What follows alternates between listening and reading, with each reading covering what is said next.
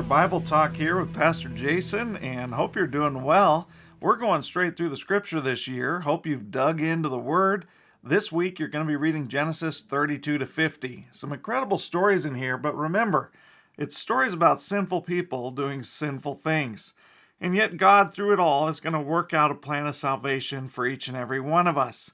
God has promised through Abraham and his descendants that he's going to bring a picture of salvation to bless the nations through Abraham and his descendants.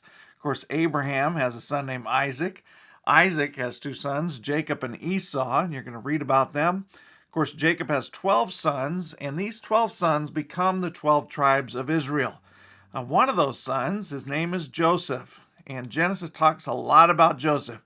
Genesis 37 to 50 is all about Joseph, and I'm going to tell you why in a minute.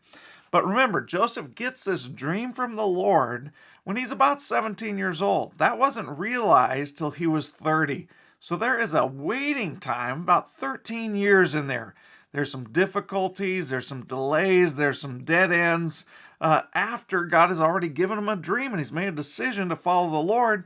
And yet he still has these delays and difficulties. And you may be experiencing that too, but remember, there is deliverance at the end of it. And you're going to see that as a consistent theme through the scripture. Remember, God gives Abraham a dream too. And he gives a covenant to Abraham when he's 75. He's going to be the father of many nations. He doesn't have Isaac until he's 100. So that's 25 years later. You see that in the story of Moses. We'll read about him in Exodus. But he spent 40 years in the wilderness where God was preparing him and developing him so that he can be the deliverer of Israel from Egypt. And so you may be in that waiting time right now. God's timing is perfect, but you may be having some difficulties and delays. Just remember, lean into God, trust God. He will be your deliverer. Back to Genesis, I think the reason there's spent so much time on Joseph in chapters 37 to 50 is because he is a picture of Christ. I told you to look for Jesus on every page. Joseph is a picture of Christ. You'll see this when you're going through the scripture. Both are loved by the Father. Joseph is loved by his father. Of course, Jesus loved by the Father. Both are despised and rejected by the brethren. Both were sold for a price. Remember, Joseph was sold for 20 pieces of silver. It was common to sell a slave for 30 pieces of silver. The brothers were just so eager to get rid of him, they sold him for 20 pieces of silver. Jesus was betrayed for 30 pieces of silver by Judas.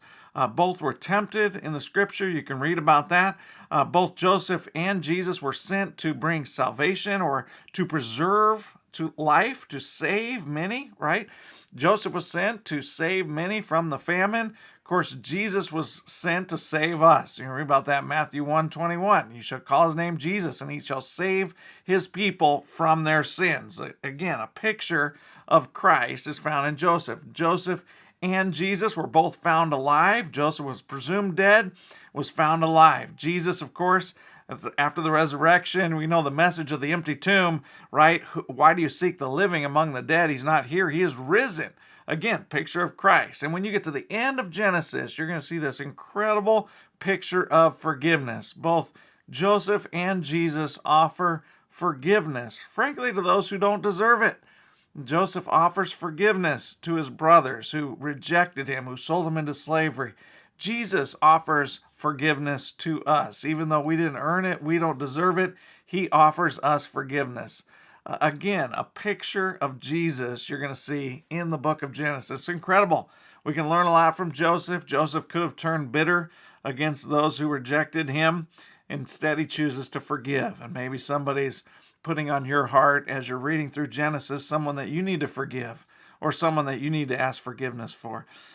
Read through it. Look for Jesus on every page. It's exciting to see what God's going to do through your reading this week. Next video, we'll talk about Exodus. Until then, God bless.